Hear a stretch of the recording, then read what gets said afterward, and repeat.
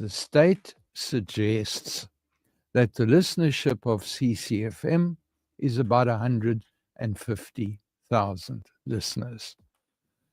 The question I've asked myself is, why do I volunteer here and not in any one of the other radio stations? And the answer for me is fairly basic. Last week, I did a 10-minute slot on Breakfast with Friends. We spoke of change. Now, we can't be sure how many people listen, but we can look at how many people watch the video. And the answer was, by now, about 1,200 listeners watched that video.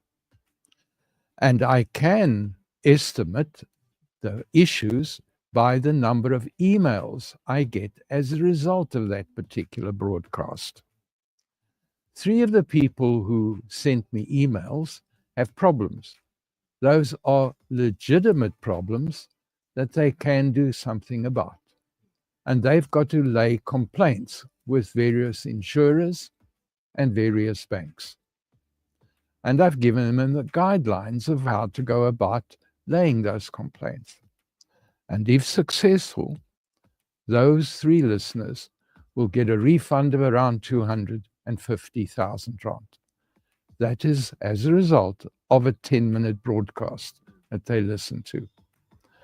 Now you multiply that by 4 weeks, and that is what a typical week looks like as a result of listening to CCFM, Breakfast with Friends, once a week. It can make about R1 million difference to the pockets of listeners who do take action. So for me, that is an important reason why people listen to CCFM. Now, that doesn't take into account the other reasons why people listen in. They listen in because they want to contact the prayer line.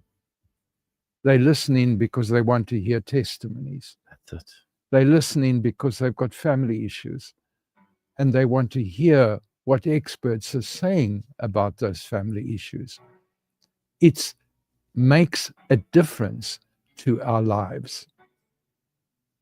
Now, the other day, I took a walk around the edge of this particular building. It's a heritage building. It's been here forever. Yeah, it has. And I looked at the condition of that side of the building that does not face the street. And I looked at how much maintenance has got to be put into that building. And I also know how many people volunteer here. And I also know what it generally costs for the salary bill and what we have to pay the state just to get the licenses and what we've got to pay Centec, even when they don't do what they're supposed to do, we still have to pay. And so regularly, it becomes necessary for us to work out how we're going to deal with finances. Now, we can do a couple of things. We can run 50 adverts every hour, but nobody really wants that. We really want the important adverts out there. Or we can turn to listeners and we can say, what are you going to do to make the survival of this station possible? So let me tell you the story of the disciples. There we had a guy called Judas, who was the man in charge of the finances. And then he's part of this community led by Jesus. And Jesus didn't seem always to understand finances, because now he's sitting on the hill and he says, these people are hungry. It's a mere few thousand to them. Let's feed them. And so the disciples go to Judas and he goes into panic and he says, but our community purse has enough money in it to feed one person for a couple of days. How are we now supposed to feed all of these people with that kind of money? And that's sometimes what a lot of Christian organizations have to face. They've been called to do something. They cannot do it simply because of the demands of their pockets. So, folks, if you have been blessed by CCFM, you actually have an obligation.